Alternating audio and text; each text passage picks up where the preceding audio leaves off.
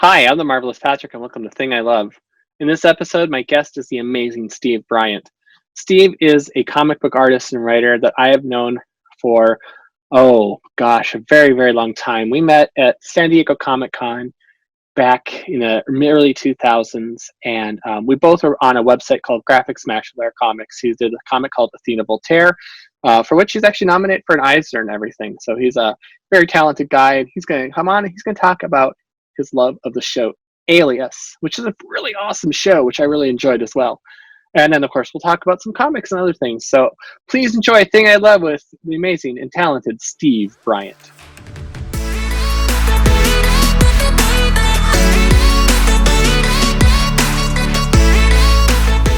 So how are you doing with everything these days? How's grad school? 2 weeks. Are we recording now? Yeah, it's going. Okay. Yeah, 2 weeks left. 2 weeks, and then the great unknown.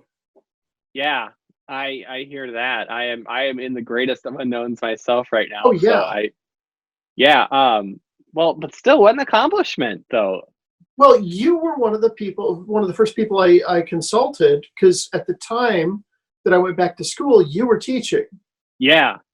And yeah, that was the gig that I wanted. That was the whole reason I went back to school. Well, the reason I went back to school was so that I could teach, which would also allow for more time to make more comics. Absolutely. So it seemed like a foolproof plan. And you know what? I got to tell you, honestly, teaching is great.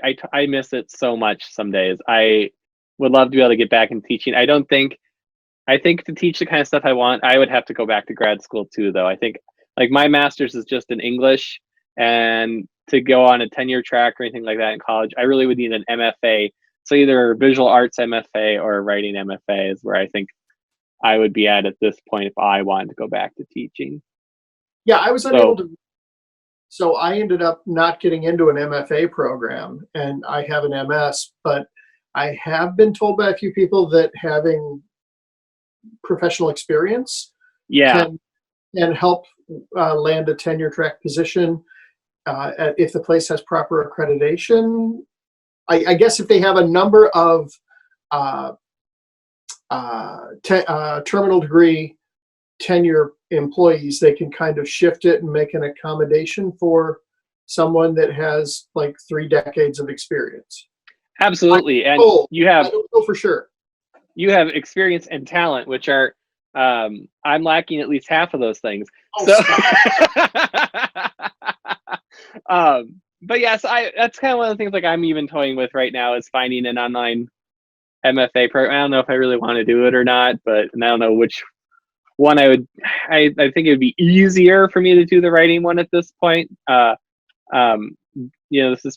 This is my opinion, having been through visual arts school and having been through English program, is that visual arts is a lot more time consuming. I agree. I don't know necessarily that one or the other, takes up more RAM, so to speak, but I do think that one takes up more time. Yeah. And maybe it's just I'm still a visual arts snob from all my prior experience, but I do think visual arts I think is harder because it's a lot more work, and I think part of it too is artists just don't let things go as quickly as and personality. I mean, because with art you have to write it and you have to make the physicality of it right.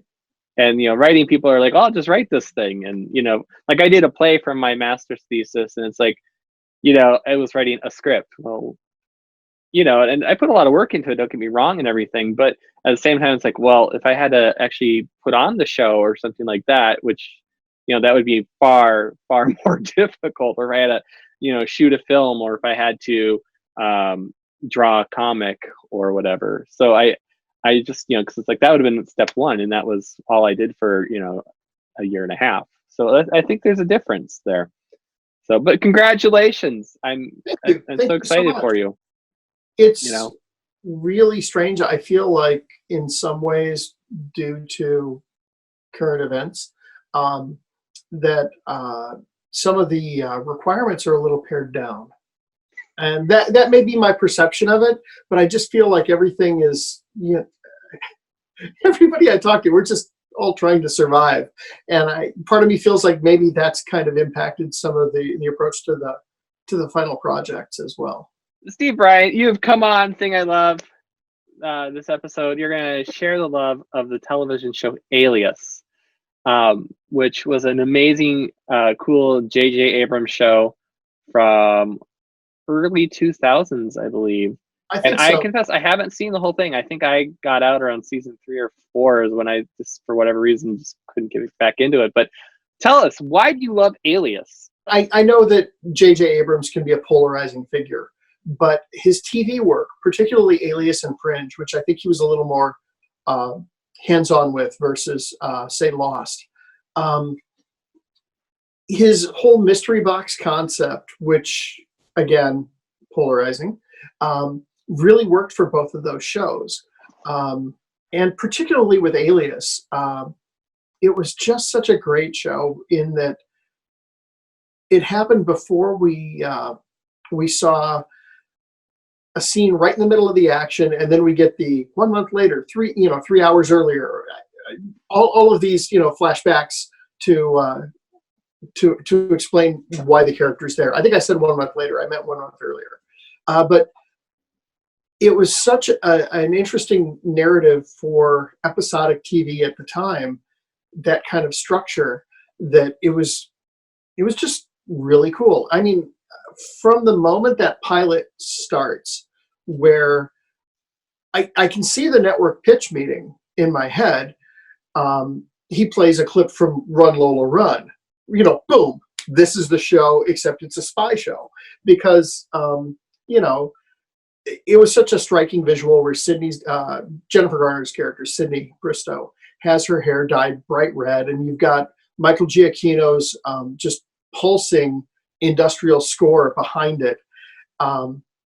It was not the kind of spy show we were used to. It debuted like around the same time as 24. And in the first season of 24, it was much more grounded than, Jack cuts off his own arm and beats the hell out of somebody.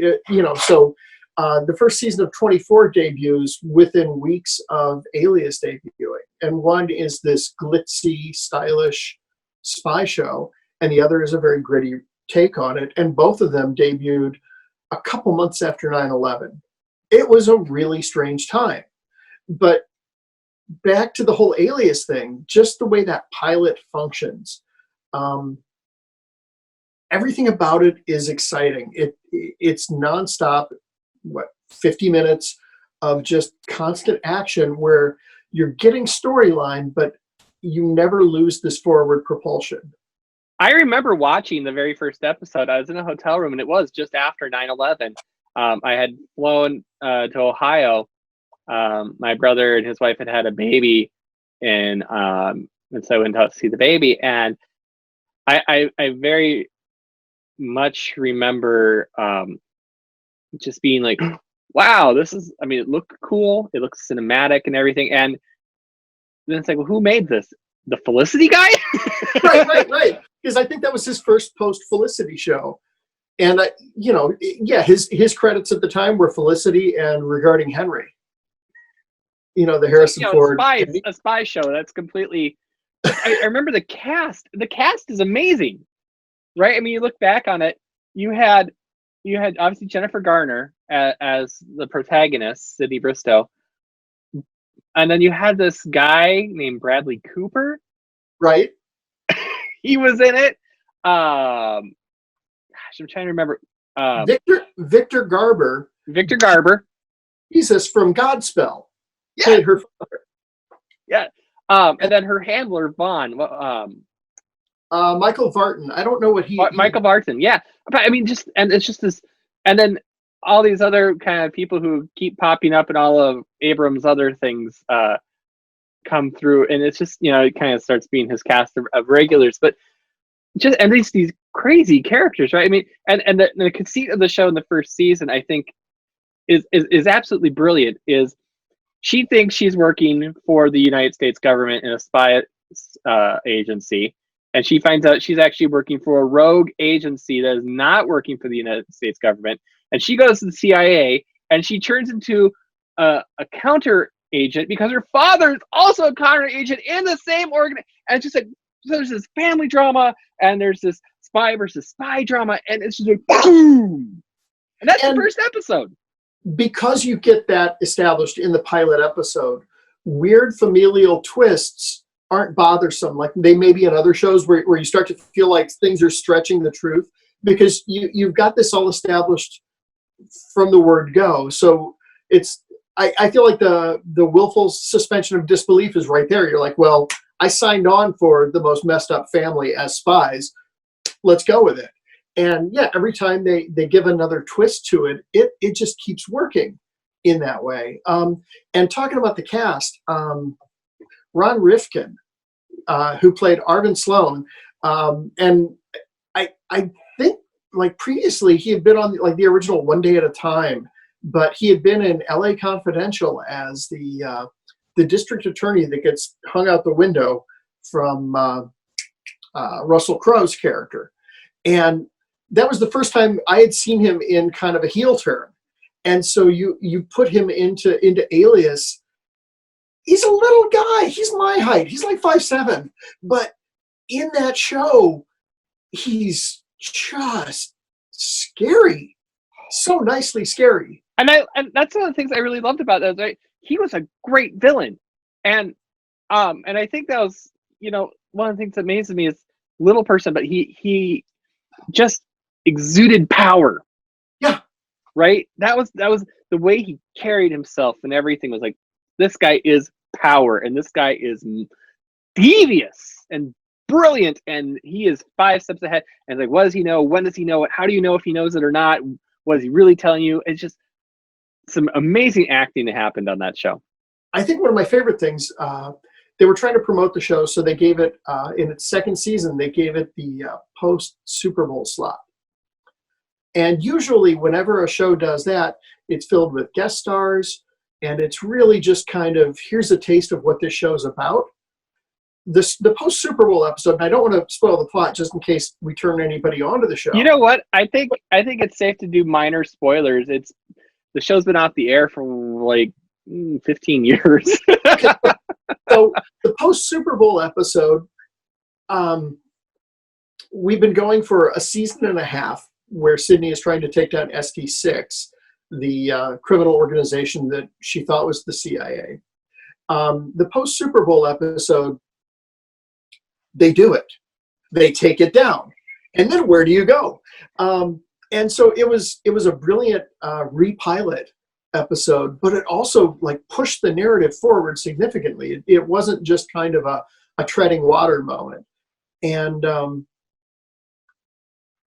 some people are fans of these kinds of shows and others aren't, but I'm always fascinated when a show manages to reinvent its core concept by moving elements around, because there are moments where Sloan the bad guy manages to get position with the CIA again, even though he's Lex Luthor at this point. They managed to let him run the show. And then there are other times where like her dad's in charge, and the pieces are always moving to where it's the same core concept, but it always rearranges.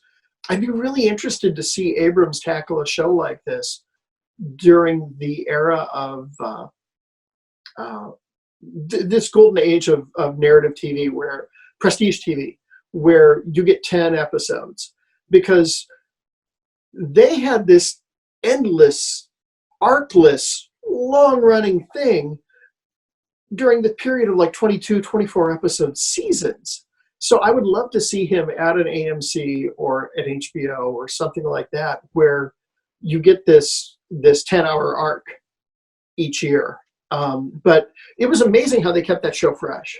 I think that was one of the things that really interested me about Alias was you had these threads, and they would kind of move to the forefront and then go back down. Very, very Whedon-y, especially at the time. But there was like these chords. There was Sloan and his, cat and mouse games. There was the Rambaldi thing. And every time you kind of would think one is done, they would reboot it, because they had like 22 episodes they were doing at a time, over the, because that was how TV was done. But at the same time, because they were able to kind of keep changing the structure, move the pieces around, you thought you were going to get to the final Rambaldi piece, right? You thought, oh, this is it. And then there was another puzzle piece. And then there was this thing with spoilers, Sydney's mom. And then something would happen. And then there was this piece with it was like this juggling act where maybe it did feel long sometimes because of the 22 episodes, but they really knew how to hit their peaks so that they'd hit their mid-season right before the break, huge cliffhanger on one of these things, or bring it all together, and then redo a little mini resolve and kind of be more episodic, and then come together for the end of the season cliffhanger, and really move things along. Though there was some very good episodic storytelling still. It was almost the beginning of prestige TV. And I know we're focusing on the positive parts, because there were a few periods in the show where you could tell they're changing over showrunners, or Abrams is off filming MI3 or something like that. But by the time they came together for the final arc to build up, because Abrams knew how the series was going to end, so they had to get all the chess pieces back in place for him to do this end game. And it's, again, I feel like the pilot is a top 5 pilot, and the finale I'd say is a top 5, top 10 finale, because it's a very satisfying conclusion. I never got to see the finale. I never saw it. I don't know how it ends. I think for me there was also that giant time jump in the middle of the show. Yeah, at the where end there's a missing year of Sydney's life. Stop me if I'm wrong, but I think it was one of the first shows that did that 1 year later kind of thing, because Mad Men, we had a gap in one season had like a time jump, but I think that was a couple of years later, and I want to say, was it like Desperate Housewives or something like that would kind of do these little jumps. But again, this show just had all these ballsy moves that nobody was doing at the time. Nonlinear narratives, a full unending arc that bled season to season, but you got resolution. It was just such it was gutsy at the time. For me, the moment I think I realized that, oh, this isn't just something I'm just watching, was when Quentin Tarantino came on as a character, as a bad guy. And it's like, oh, like I'm not the only one enjoying this. This is getting a following, because that was, I think, back especially in that time period when Fox is notorious for canceling everything under the sun, and this is on ABC, but you still felt like, oh, I'm going to enjoy this while I can. This is not going to last. Yeah, it's so weird. Like I feel like there's a pretty solid line of cinematic TV that goes from like Twin Peaks to the X-Files to Buffy. And then to, well, I shouldn't say Buffy. We'll say Whedon to Abrams, because I feel like those 4 really pushed so many things along that we see in other shows. So, do you have on Alias, outside of the main character Sydney, who crazily enough started out with J.J. Abrams when he was doing Felicity, thinking that, like, I should just turn Felicity into a spy show one day, and like, oh, this is all just like Felicity's cover. Like those like a daydream, and turn it into Alias. But outside of Sydney Bristow, Jennifer Garner character, do you have favorite characters on the show, and who are they? Why? It's fun because I shared the show with my kid a couple of years ago, and as we're watching it, there are all these great little character beats. Where each character, I feel like they gave each character some really wonderful in-character moments. I can't remember the actor's name, Kevin something, the guy that played Marshall, essentially Q, with the gadgets and stuff. Very twitchy guy, very, very nerdy, but I never felt like he was handled in a way that was insulting to those of us that have social anxiety or are a little excitable. I felt like his character was nicely handled in that way, and they gave him hero moments. They would give Vaughn some hero moments. I absolutely loved Melissa George on the show, because at first you see her as being totally milquetoast when she returned, like when Sydney has a year that she can't figure out.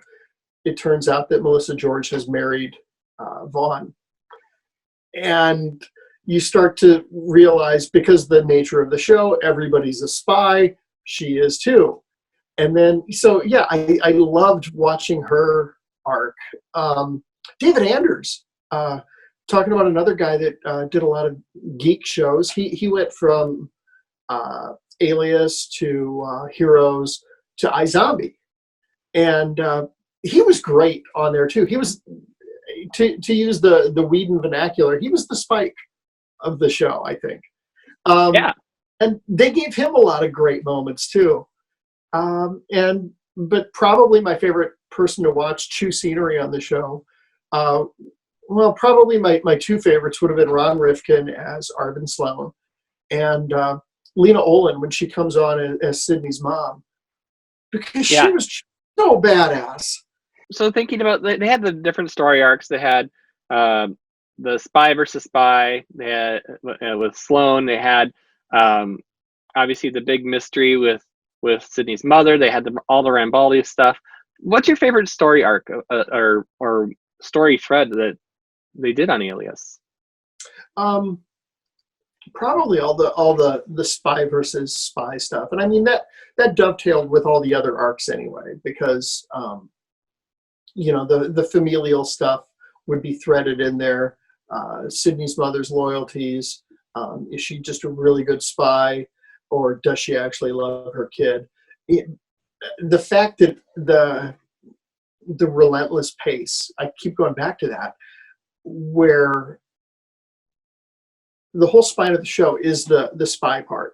But yeah, you get that. You get elements of the Milo Rambaldi, who is somewhere between Nostradamus and Leonardo da Vinci, who's an inventor and a prophet. That's another great concept. You could build a whole show just on that. But you're intertwining it with the spy stuff and the family relations. It was just such a nice mix. But probably the spy stuff is what really blew my mind, just because I feel like that was the engine that drove the car. Shifting gears a bit, let's talk about you. And let's talk about what you've got cooking these days creatively that you'd like to talk about. You just wrapped up a successful Kickstarter for the second issue of a comic called The Catch. So talk to us about The Catch. It follows a skip chaser that tracks down supervillains that skip bail. And we're not talking like the A-listers. We're talking, I always go back to the Spider-Man vernacular for this. She doesn't chase down the Green Goblin types. They go to a maximum security place. She chases down more like the Hypno Hustler level of bad guys. But I mean, it's not played for laughs. It's just, they're the henchman level bad guys. It follows Lucy Chase, who is our skip tracer, and her on-again, off-again romantic partner, Jack Devlin, who's a U.S. Marshal assigned to a superpowered and supernatural task force.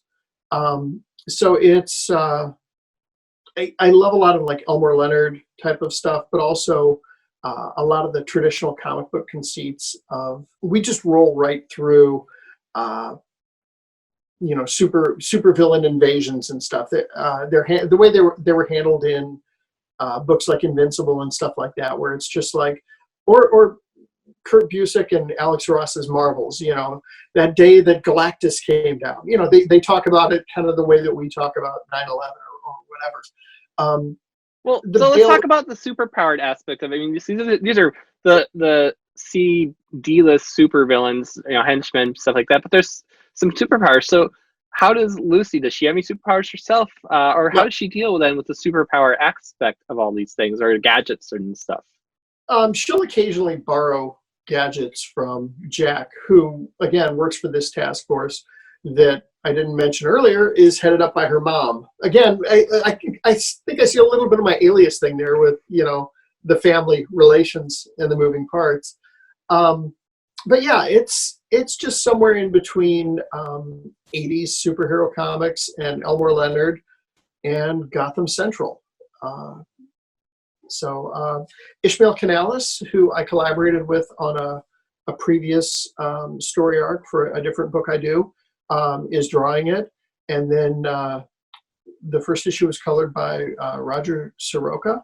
The second issue was colored by Maria Gerbau. And then Chris Murrin, who is a longtime friend of mine that's edited pretty much anything I've done for the last 10 years, is editing the book. So it's a lot of fun to do. So you just finished kickstarting the second issue. So there's been one. We have the second one that'll be coming out soon as work is just starting to really commence on it. How far does this go?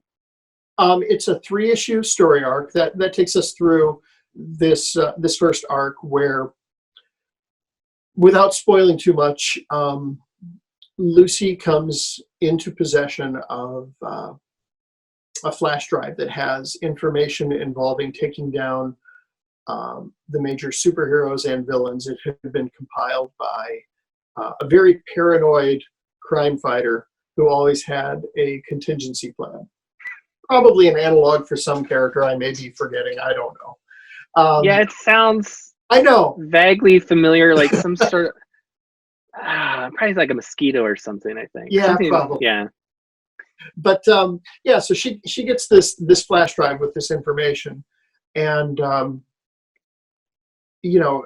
kind of doing that Elmore Leonard thing where everybody, law enforcement, good guys, bad guys, everybody are going to converge on this one single MacGuffin. So, she's carrying this really prized piece of information that the marshals and the heroes and all of the crime families want. So that's kind of how arc number 1 goes. Are you the same way, where once you create these characters, I don't have any discarded characters or stories on my hard drive? I've got things that I'm just waiting for the right time and the right people to be able to do. I can't set stuff aside and say, nobody bid on this, I'm done. Can you? I understand that completely. I mean, I think about like Freaks and Squeaks, which, I started my last year of college, and I just keep coming back to more, more and more is like, that's the thing. Or I think about, like for Anna, I have 2 more volumes I want to do. The second one I want to do is called Anna/Molly. So if you say it real fast, it's Anomaly or Anomaly. And then the third volume I definitely want to do is Anarchy or Anarchy. To keep playing on that. But I think about the character I created back in high school, and I did my senior project for my bachelor's way back when. It was a superhero story. And I keep thinking, like, I want to, like, I did all the drawing of that, and that's the first time I was really doing like digital painting or anything. And like, that was the thing I always wanted to do with superheroes. And that's weirdly the thing I've never gotten back to, is doing that. And I did that infinite canvas style. But even like when you and we first got to know each other through Graphic Smash, which was a webcomics company that was like the successor for adventure strips. And you brought your comic Athena Voltaire over there. And I was at San Diego Comic-Con, and I pitched this comic graphic novella called The Twisting to the editor. And I was on that site too. And that's how you and I met. And I always think about, man, that was really just the first third of that story. And I would love to get back to doing the next 2 pieces of that. But, and here we are. Or even Fun Factory. Like so I'm the same way. These things I've done, and I would love to get back to them, but maybe now with COVID I can. And the cat isn't the only thing you've got going on right now. We did not even mention your webcomic that updates once a week called Maximus Rex. And we should totally mention that, because they can go and find that as well online. Yes. And as you mentioned, I remember meeting you at San Diego Comic-Con through Glitch, Amber Greenlee. And she's supposed to do this show too, by the way. So that's awesome. She because she was living in Minnesota for she went to college the same school I went to after I'd been there. So we used to hang out and stuff while she was in Minnesota, and we've been good friends. Yeah. Honestly, and this is no BS, and then I'll self-promote. But when she first introduced me to you, I was intimidated by you because you seemed so plugged into the whole webcomics scene. And I always felt like a carpetbagger with my little, Athena Voltaire thing. I was muscling in on the carpetbagger nominated for Eisners and stuff, and I seemed like, yeah. No, but yeah, it's only been in the past few years that I've really gotten to know you more when we've exchanged stuff online. But and you may find it funny, but it's very true. It's just that kind of perception thing where you seem very locked into the community.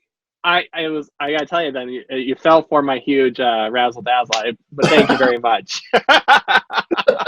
I appreciate the compliments. But yeah, we met at San Diego Comic Con. Yeah. Gosh, that was forever ago. But how old? Like 15 years ago, almost. Yeah, wow. Probably. But yeah, so Maximus Rex. Okay, yes. Comic. Well, as you've mentioned a couple times, I had originally done this 1930s pulp adventure called Athena Voltaire, and she's globetrotting pilot, all of that stuff. And I had done that as a webcomic before I knew much about webcomics, and it was a lot of fun. But this was something else I learned when I wrote that paper on connecting directly with your audience. I did a webcomic, and like you said, it was nominated for an Eisner, and I promptly abandoned webcomics to pursue validation in print comics. And then I did a Kickstarter for that webcomic in 2010 when the platform was 9 months old, succeeded, and promptly abandoned crowdfunding to pursue validation in print comics. So now I'm doing more crowdfunding, and I thought I should come back and do a webcomic as well. And again, it's what we were talking about with the goals becoming more reasonable and paying attention to what's working rather than seeking the outside validations.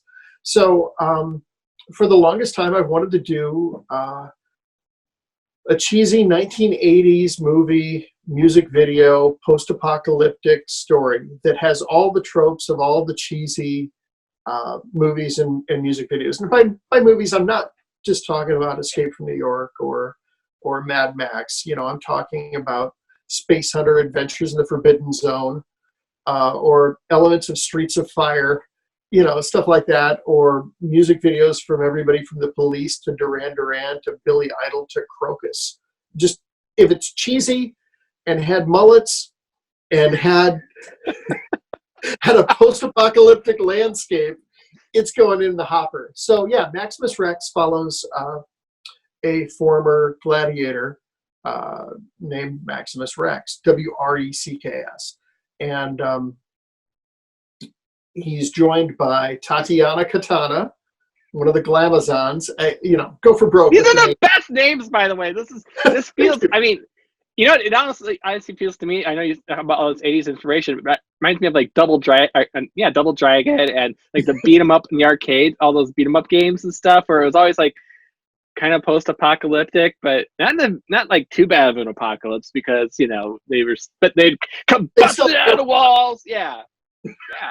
But I've always loved Warren Ellis's naming conventions, and so I'm trying to channel some of that, and then channel some of Double Dragon or Escape from New York or any of that kind of thing too.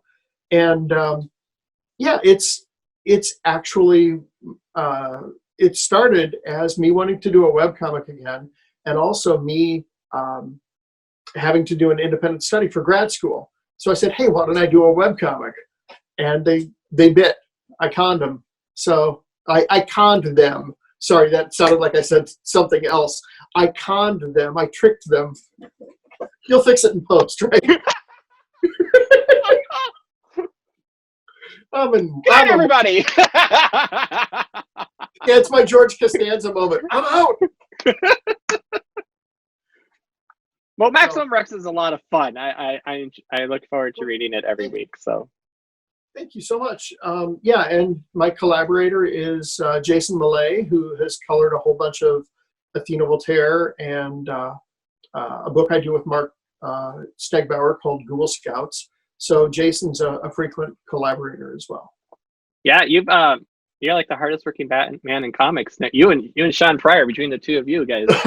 Just, is Sean going to be on the show? He did. We recorded his episode. He was like one of the second ones, so yeah, he's on here too. And so when all this airs, yeah, you can kind of tell like I'm getting all my friends right from comics and music, and yeah. Well, Steve, thank you so much for coming on. I appreciate it. Everyone at Steve Bryant Art on the Twitters. Otherwise, you can Google any of these things. I'm going to have links down below as always, in, right before the comment sections in the about section here, so people can click on things and go check you out. Thank you so much for coming on the show. Thanks for watching Thing I Love. I'm the Marvelous Patrick. For links on all the stuff we've talked about, as well as our guests, please check out the show notes below. And also, for extended interviews and more bonus features, please check out patreon.com/marvelouspatrick. Thanks for watching. Hit the subscribe and like buttons, please. Bye.